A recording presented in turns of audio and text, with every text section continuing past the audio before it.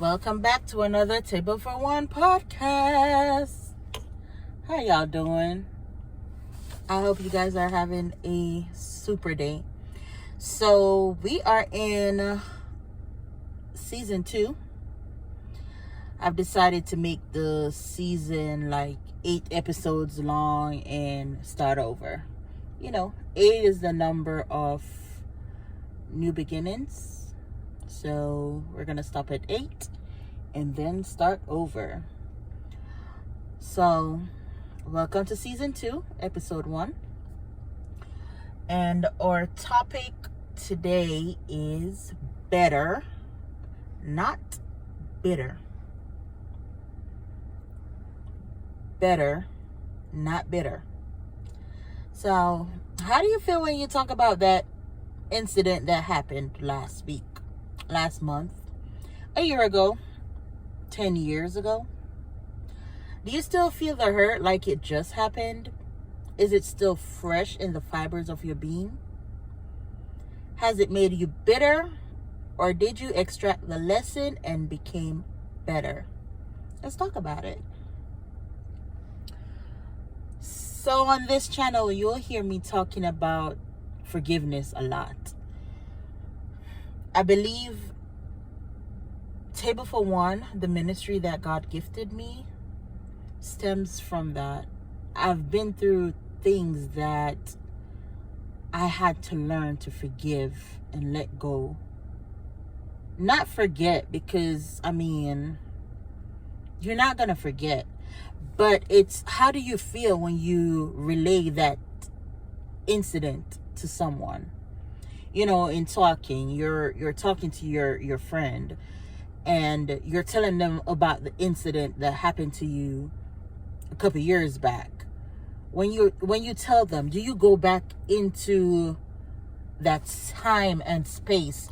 Do you still feel that hurt? Do you still feel that pain? Or is it a testimony? Are you telling them like, hey, this and this happened, and this is how I got over it, or this is how I feel about it now, but this is just a testimony of what I've been through and why I am the way I am, in a positive way, in a better way, versus being bitter about the situation. So I remember talking to my friend Patty. I call Patty my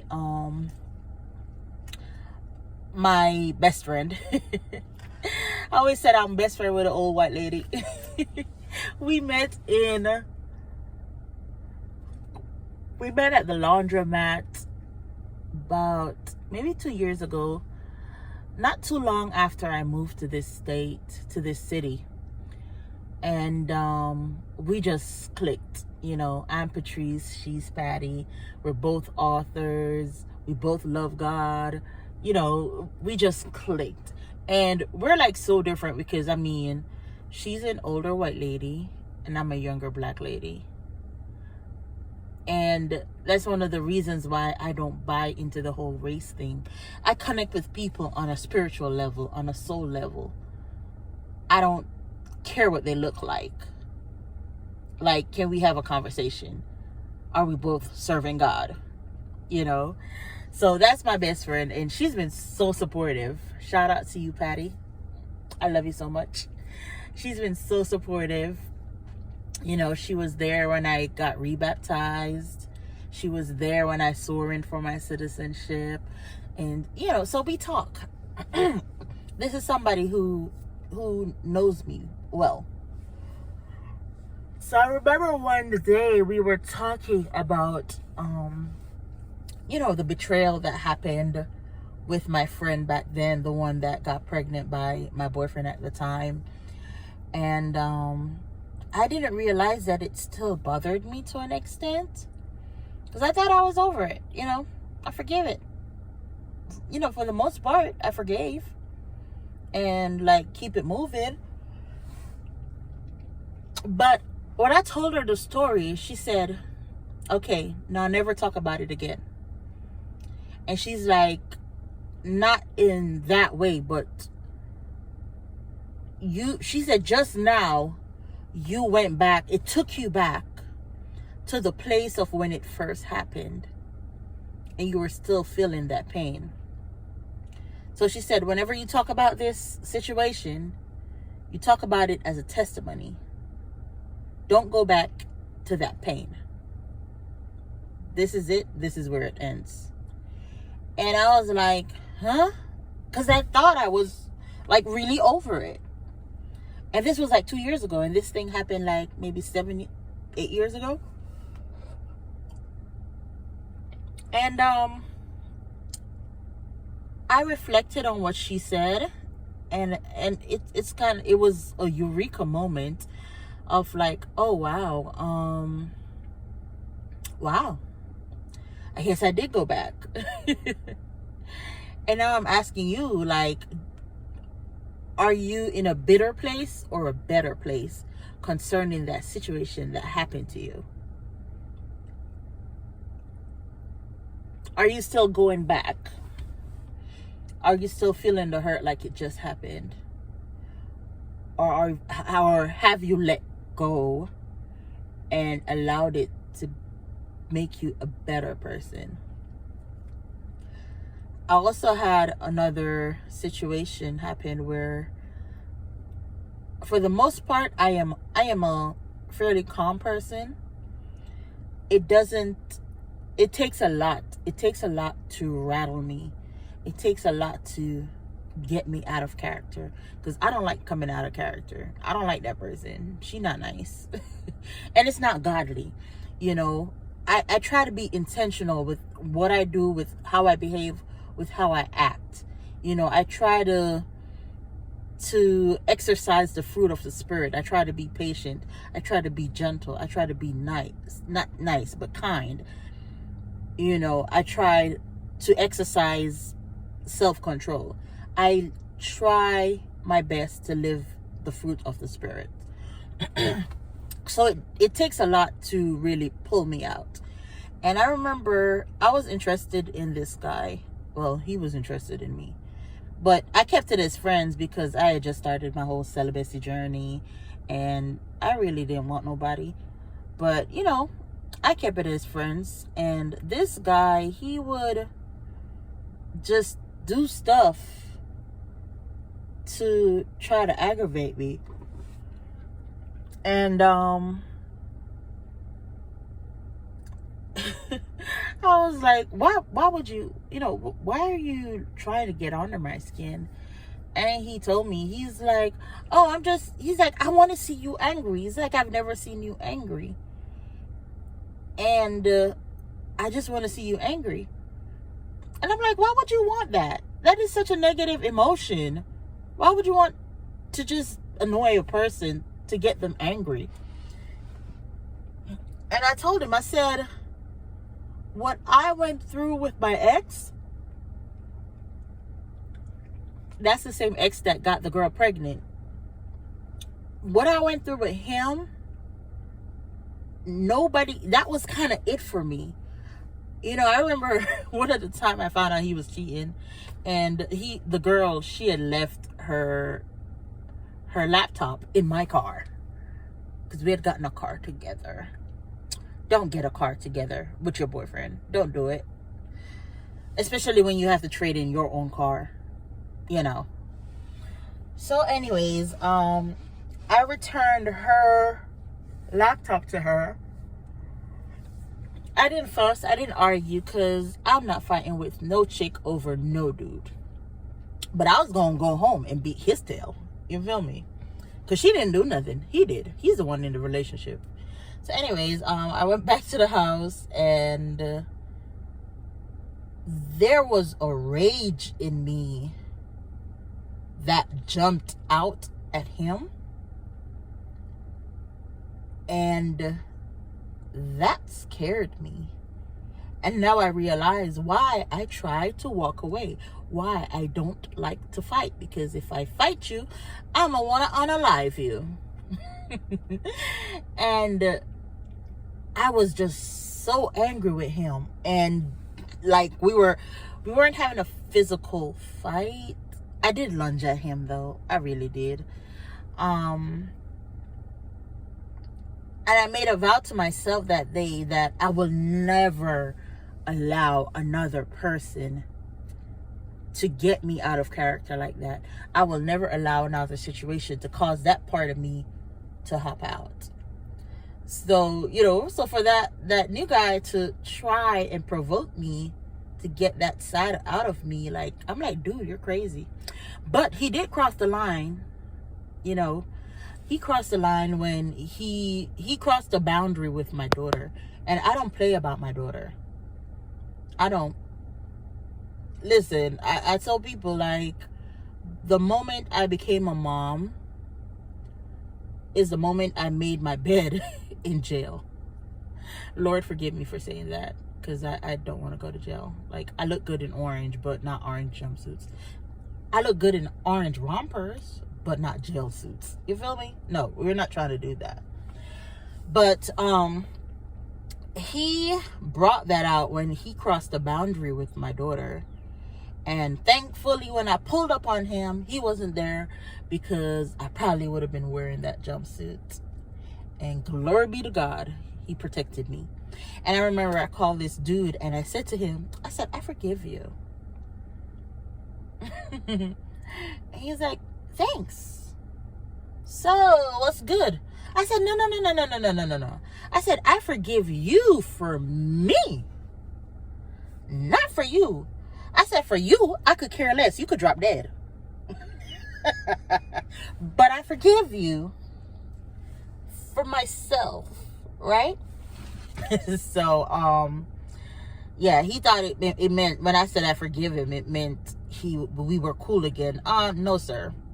Like, go to hell. I'm just saying. But, yeah. But with forgiveness, though, it's when you go through a situation that caused you to get out of character, you gotta, don't get bitter. Don't go into bitter mode. Go into better mode. What is the situation teaching me? What has it taught me? How can I become a better person from this? And sometimes getting better is simply just, forgiving the person and keep it moving. Call it a day. Like, leave it alone. It doesn't have to be some drastic Hail Mary, Mother Teresa kind of change, But it's simply, forgiving the person and leave it be. It is what it is. So I try to live whenever I get offended, I try to look at the better side of the situation instead of the bitter side. Chalk it up to, like, you know what, that person just don't know better, or it's just a spirit operating in them, and you leave yourself open to be used by a spirit. It's gonna use you. And I mean, a good spirit or a bad spirit, you're gonna get used. So don't leave yourself open. But yeah, don't leave yourself open to be used by the wrong spirit. Proverbs 15:1 tells us, a soft answer turns away wrath, but grievous words stir up anger. You don't always have to respond. I notice if you walk on the defensive, you're going to attract offense. It's like basketball. I mean, I'm not great at sports or anything like that, but I guess it's like basketball or football. You have the defensive side and you have the offensive side. If you walk around defensive, you're going to attract offense. There's some people, like, it's like they're always looking to start something. They're always looking to be in something. It's always drama surrounding them. It's always, everything just throws them off. Like, why are you being so emotional? What is it profiting you to be so emotional? I'm like, be like water on a duck's back. when the duck goes into the water, it doesn't get soaked and bogged down with the water. You know, that protective layer on the skin causes the water to roll off. Because if the duck was supposed to be submerged in the water, and the weight of the water to hold it down, it would drown. You know, it would drown. And the duck needs to be able to go in and out that water at will, you know, to go get its food and come on back and have its little swim, you know, do its natural thing. Practice being like a duck. Whenever the offense come, let it roll off you. Don't let it stick. You don't have to answer every call. You don't have to have an answer for everything. Really. You don't have to have a reaction for everything. Just let it be. Let the other person think they win. You don't always have to win. Because you know the best feeling is letting God fight your battle for you. Walk around with the attitude that God don't play about me. When you have that attitude, nothing bothers you. If somebody is lying on you, God will take care of it. You don't have to go out your way to prove that they're lying. You don't have to do none of that.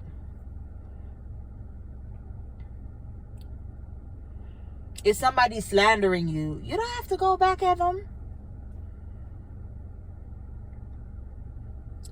Give it to God. Let him know how you feel. Like, for real.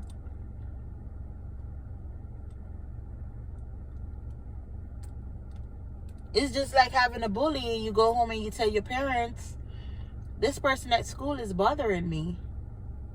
And you allow your parent to handle it. Same thing with God. I let God fight my battle because he fight way better than me. At least he won't go to jail when he do it. Who gonna lock him up? Who gonna check him? Nobody. But yeah, live your life. Be choosing to be better from a situation than to be bitter. It is so much less stressful when you live that way. Because stress kills, for real. You know, practice the fruits of the Spirit.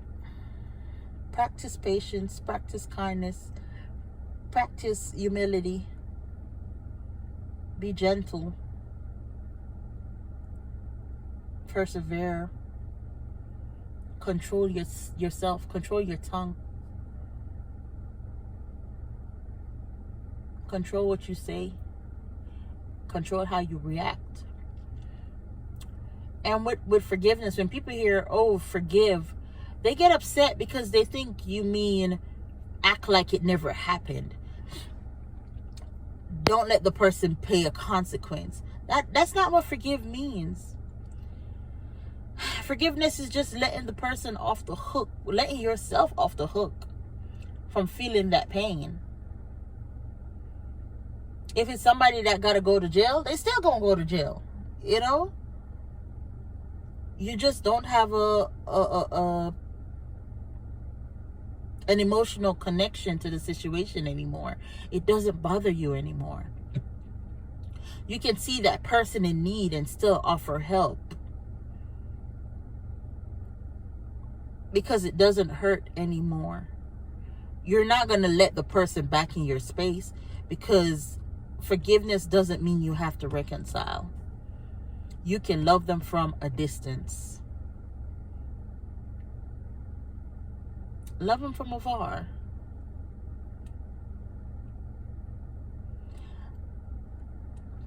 Choose to be better and not bitter at all times. Forgive for your sake, because the Lord's Prayer tells us, forgive so your Father in heaven can forgive you. So if you're walking around in unforgiveness, you're going to walk around in unforgiveness, because God's not about to forgive you if you can't forgive your fellow man. Some people really get up in arms when they hear the word forgiveness, as if you're saying, oh, forgive and forget what they did and act like nothing happened. No, that is not it at all. That's not what that means.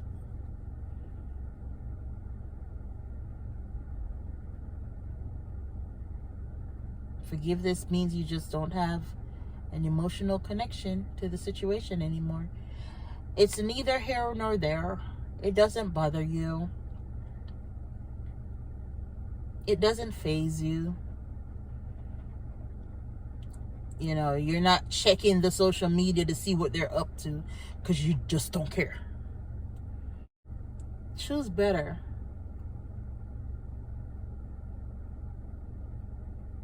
Choose better. It's better to live on the better side than the bitter side. Besides, you catch more flies with honey than vinegar. Be sweet. Stay sweet.